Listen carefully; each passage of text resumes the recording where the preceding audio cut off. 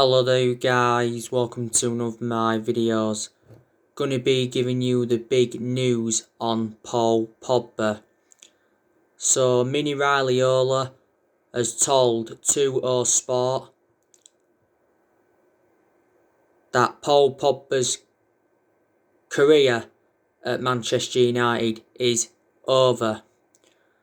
And he said that he is unhappy and he has to leave. You know, Paul Pogba now could leave the football club in January.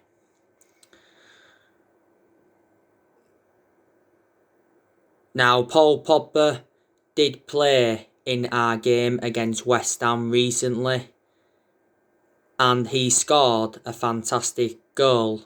That was his first goal this season in the Premier League, and it was his first start in the Premier League for over a month. He didn't start the game against PSG, but he did come off the bench. He's just come back from an ankle injury not so long ago. Solskjaer did confirm that the ankle injury that he did have was totally contrast to the one that he had last season. Now, Pogba is under contract with Man United until 2022, because we triggered that 1-year extension on his contract earlier on in the season. But yet it has been confirmed that there has been no talks over getting him a long-term contract at the football club, and Mini Raiola said that Pogba's got no intentions of signing a new contract. Now, during the international break, Paul Pogba made quite a few comments saying like this season has been the most difficult period in his career, and he says playing for France is a breath of fresh air. And he's spoken about his Man United struggles this season. And reflecting on them comments, Paul Pogba did receive a lot of criticism. Didier Deschamps, during the last international break, was talking a lot about Paul Pogba, saying that obviously he cannot be happy with his situation at Manchester United for being left on the bench and for playing out of position. And he was actually like saying, you know, he knows Paul Pogba, well, he understands Paul Pogba, better than Ole Gunnar Solskjaer.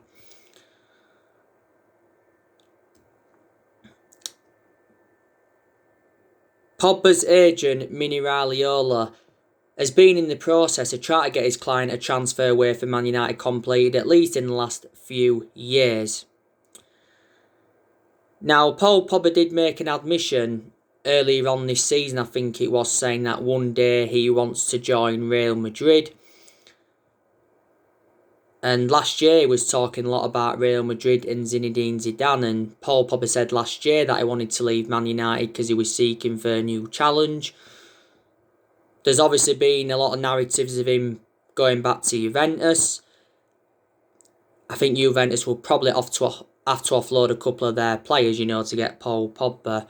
Pogba did endure 4 good years with Juventus, but the vast majority of his performances at Man United have been totally comparison to his ones at Juventus and PSG and Barcelona, and Inter Milan have been in for him before. Now, this is Paul Pogba's 5th season at the football club since he rejoined. You know, he's made over 100 appearances for us in all competitions. You know, he's won 3 trophies at the club, and that was the Europa League, the League Cup and the Community Shield. We had Paul Pogba when he was a lot younger under the Sir Alex Ferguson era, but obviously we had to let him go due to limited appearances. And he did endure a difficult time under the Jose Mourinho era, but so too did all our top players. As it stands at the moment, Pogba's our most expensive signing because we paid £89 million for him. And he recently explained how he wants Manchester United to play under Ole Gunnar Solskjaer, and he said he wants to see fast one-touch football.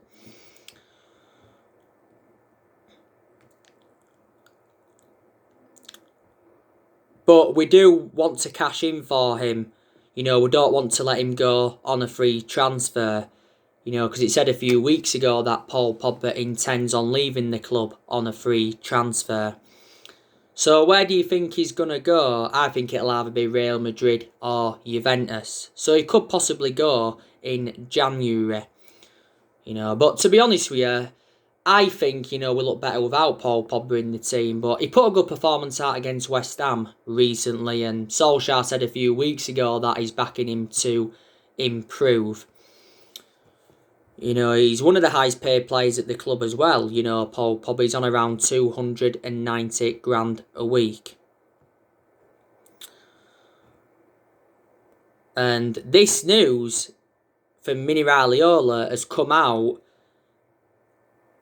on the eve of the game against RB Leipzig. I'm surprised Mini Raiola didn't come out with this a while ago, because Paul Pogba's had such a long-running transfer saga. So anyway, that is the breaking news on him. Now, yeah, it is a massive game for Manchester United tomorrow night against RB Leipzig. We need to draw or win to qualify for the knockout stage.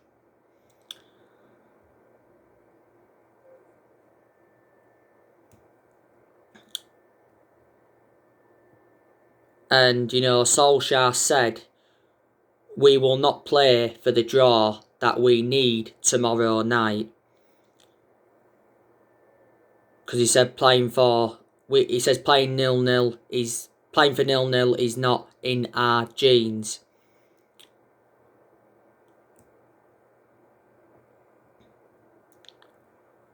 So this is what he said. He says,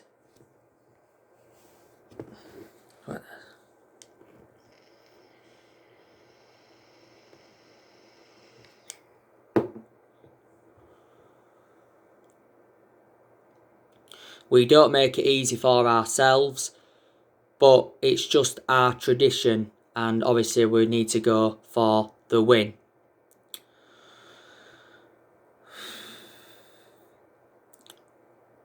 RB Leipzig are a good team. They're sitting second in the Bundesliga at the moment. They recently drew 3-3 with Bayern Munich. Last season, they progressed to the Champions League semi-finals. And I think they finished third in the Bundesliga last season. And they've got one of the best young coaches in the world in Julian Nagelsmann. Now, almost 2 months ago, we beat RB Leipzig 5-0 at Old Trafford. Obviously, Marcus Rashford had scored a hat-trick, and the other goals came from Mason Greenwood and Anthony Martial. But I think this game in Leipzig tomorrow night is going to be totally contrast to the one at Old Trafford. But we have been very, very good away from home. We haven't lost away from home in the league since January. We're unbeaten. We have won our last 9 away games in the league in a row. And in all our 5 away games in the league this season, we have come from behind. So like Solskjaer said, that will concern RB Leipzig.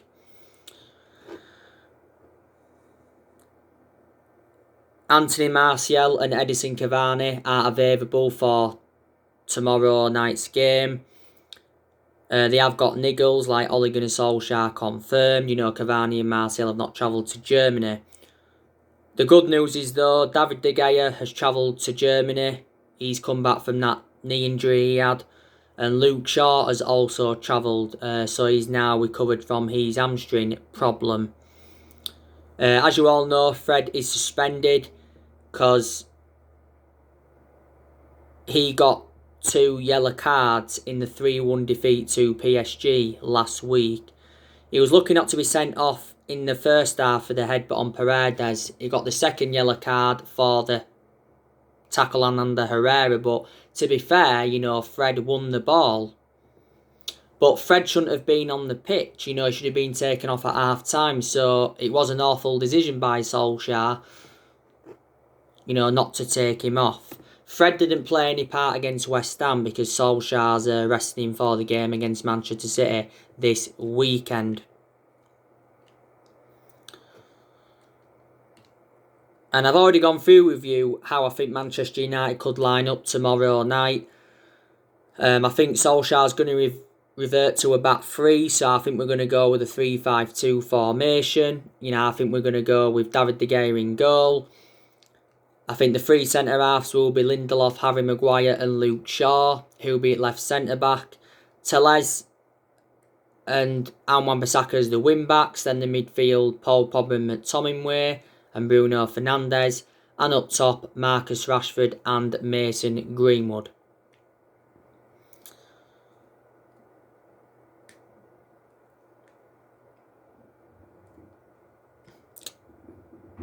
Big game at the weekend against Manchester City. It is the Manchester Derby. Manchester City have been in a good vein of form recently. You know, they recently beat Fulham 2-0 and not so long ago they beat Burnley 5-0.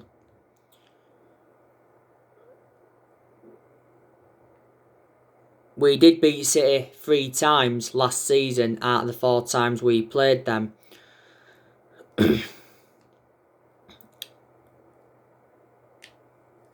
But Pep Guardiola is regarded as one of the best managers in the world. You know, he's obviously won quite a few trophies at City. You know, he's won 2 Premier Leagues with them. He's won a few League Cups. He's won the FA Cup. He became the first manager to register 100 points in a season. They won the domestic treble a few seasons ago. Pep Guardiola's priority at Manchester City is the Champions League, because Guardiola hasn't won the Champions League yet as City manager, and City have never won the Champions League so far. I think the furthest they've got is at the quarterfinals or the semi-finals. I think not so long ago Guardiola signed a 2-year contract with Man City. City obviously won the Premier League under Manuel Pellegrini and they won it under Roberto Mancini. When they won it under Roberto Mancini, that was their first title in like 44 years. They've got some good players of City though that we need to be aware of. Obviously they've got Gabriel Jesus, they've got Aguero, they've got Raheem Sterling, they've got Bernardo Silva, they've got Ferran Torres.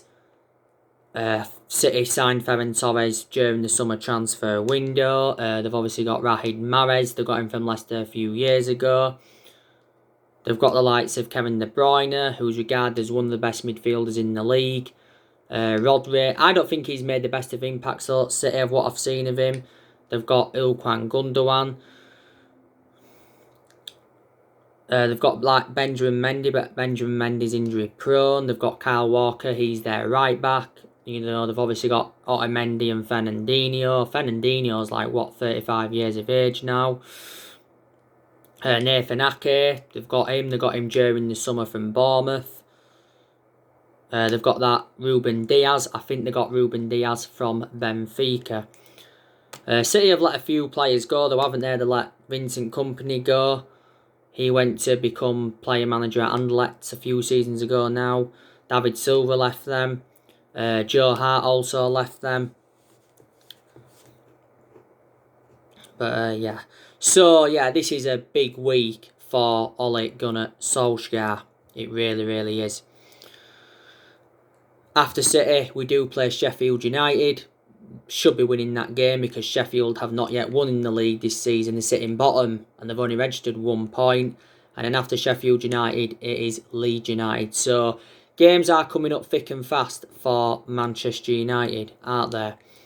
But yeah, you know, we have been in a good vein of form recently, like I've mentioned. It's been up and down this season, hasn't it? You know, we've had some good results. You know, the good results came against West Ham recently, beat them 3-1. We had a good result against Southampton the other week, came from 2-0 down and won 3-2. We had a good result against Everton, beat them 3-1. Had a good result against Istanbul Başakşehir at Old Trafford, beat them 4-1. Had a good result against Leipzig, beat them 5-0. Had a good result in Paris, beat PSG 2-1. But the bad results obviously came against Crystal Palace. Lost to them on the opening day of the season 3-1. Got battered by Tottenham 6-1. Lost 1-0 at home to Arsenal. Obviously lost in Turkey to Başakşehir 2-1. Had the 3-1 defeat to PSG last week. So there you go.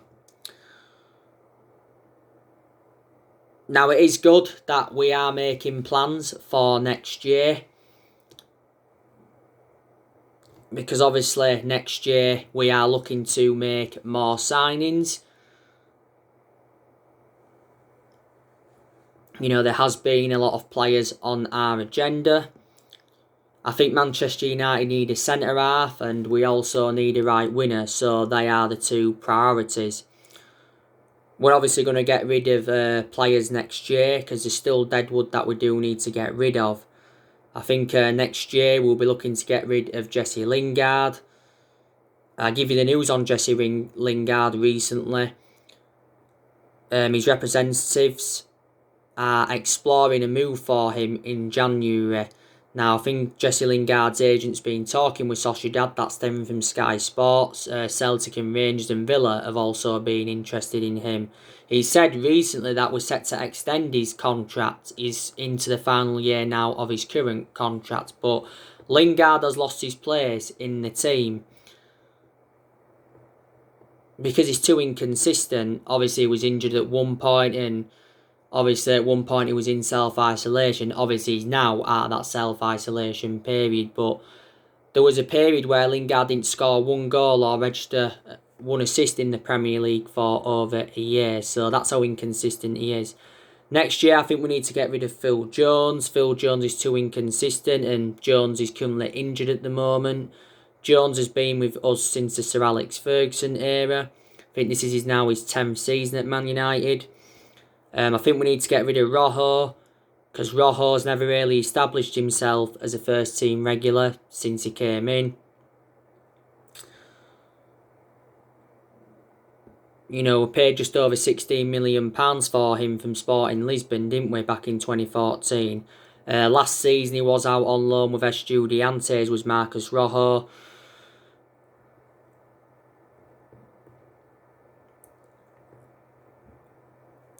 I think Sergio Romero will go because Sergio Romero is now our third choice goalkeeper. Romero's enjoyed a good 5 years or so at the club. But he's always been our backup goalkeeper anyway. We got him on a free transfer from San Pandora back in 2015. Like I said, looking like Paul Pogba is going to be leaving now. Matic could leave next year because he's actually lost his place in the team as Nemanja Matic. The only reason he was playing recently is because Pogba was out with an ankle injury and McTominay had a knock. But Matic should have some good games towards the end of last season. Could Juan Mata leave the club next year? Could Daniel James leave because his appearances are now limited, and he has been out of form when he has played. He played a lot of games last season, Daniel James. Could Ighalo go in January, or will Manchester United extend his loan again? The other week there was talks of Brandon Williams going out on loan in January because Williams is now our third choice left back following the arrival of Alex Telles. A few weeks ago there was talks of Dean Henderson going out on loan, but Solskjaer actually came out and said that Henderson wants to stay at the club and he wants to play for the club, and I think at some point he will become our number one. But I think probably Solskjaer will still be Man United manager in January. So obviously he's got to decide on who he's going to sign in January. And he's obviously got a good idea of what players, he's going to get rid of. Obviously Solskjaer at the club has still got to obviously identify his best 11. I don't think he knows his best 11. I think he's got to select the right formation. He has gone a lot with a 4-2-3-1 formation since he got appointed in as Man United manager. A few times he's gone with a 4-1-2-1-2. A few times he's gone with a 4-3-3. And in like a lot of the big games, he's gone with that 3-5-2 formation. As Molly.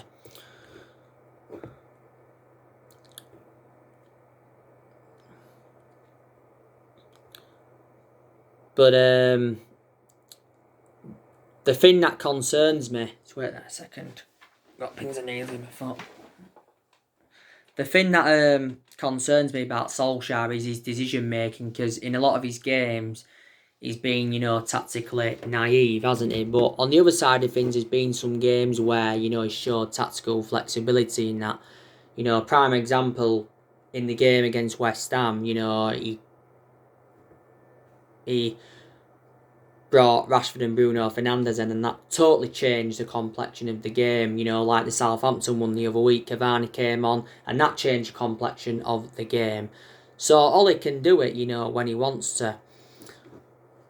But like I've said time and time again, he does deserve more backing at the football club, because I don't think he's been backed enough as Manchester United manager. During the summer transfer window, he certainly wasn't backed enough because we missed out on all of his priority targets. But none of our managers have been backed enough since Ferguson left. Moyes wasn't backed enough, Van Gaal wasn't backed enough, Mourinho wasn't backed enough, and Solskjaer obviously hasn't been backed enough so far. And this is the main explanation why the board has been one of the biggest problems at the club for several years. But for several years, our recruitment policy has been poor. But Ed Woodward came out not so long ago, like he updated you, and he said, Man United will back Ole Gunnar Solskjaer with a long-term plan centred around summer transfer windows. Because obviously Ole recently made a prediction ahead of the January transfer window, and he actually said that he doesn't expect many ins or outs. But Woodward's come out quite a few times, to support Solskjaer.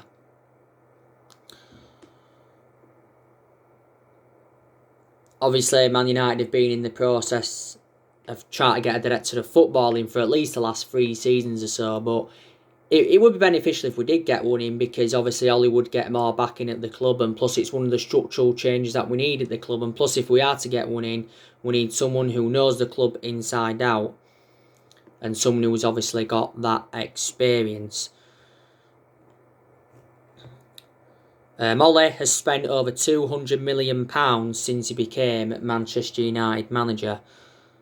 And he's made good signings. He's enjoyed, 4 transfer windows at the football club so far.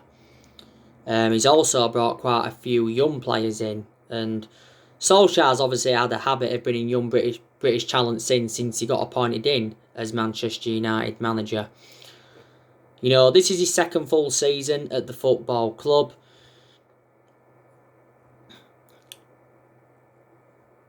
And I always said, didn't I, this was going to be a big season for Ole.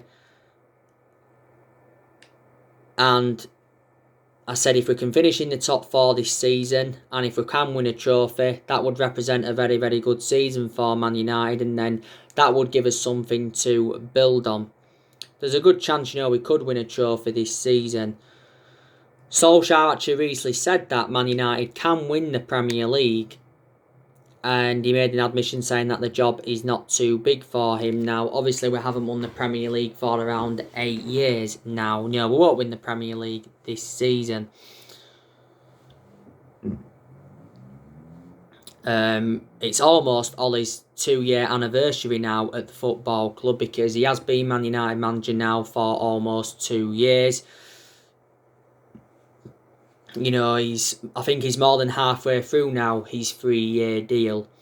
Ole's under contract with Man United until 2022. He was discussing his contract situation at the club the other week, and he came out and said that a new contract is not his priority at the moment.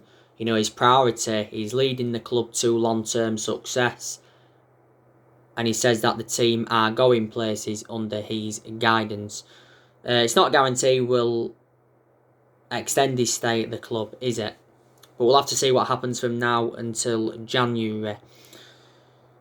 Solskjaer could possibly last until the end of the season. If this good vein of form continues, he will last until the end of the season. But like I've said, I don't think he is the long-term manager for Man United. I really, really don't.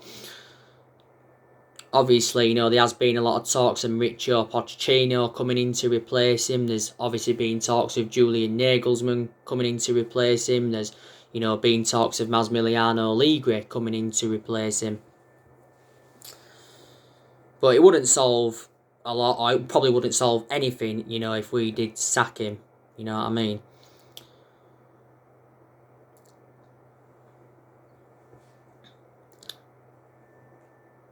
Solskjaer did well last season, his first full season, because he got us qualification for the Champions League. Also got us third, and he guided us to 3 semi-finals. And I didn't expect that, the way we started the first part of last season. You know what I'm saying? We have seen a lot of players leave since he got recommended in. We've seen the likes of Lukaku and Ander Herrera leave. We've seen the likes of Darmian, Smalling, Young, Valencia, Fellaini, Sanchez, all leave. Angel Gomez left. We've also loaned a few players out. We loaned Steve Chon out, Dylan Levitt, James Garner. We loaned Diego Dalot out. We loaned Andres Pereira out. We also loaned Joe Pereira out again for another season. And, we've enjoyed some good periods under Ollie as well. We're enjoying a pretty good period at the moment. We went on a 19-game unbeaten run in all competitions last season. We was 14 unbeaten in the Premier League. So, there you go. And there's still a lot for Solskjaer to do at Man United. Like I've already mentioned earlier on, he needs to make more signings. He needs to get rid of more players. Man United, I'd say, need to get a new board because this board are too much of a liability. Unless, obviously, they do start backing him now, which they've obviously said. We need to get a director of football in. Let's put into the equation Solskjaer is inheriting a squad that is worth £800 million because, the vast majority of his team is actually Jose Mourinho's, isn't it? So, yeah. So anyway, guys, that's everything to update today. Drop your comments, likes below on the channel. If you do, consider subscribe as always, and take care. God bless. See you all again very, very soon.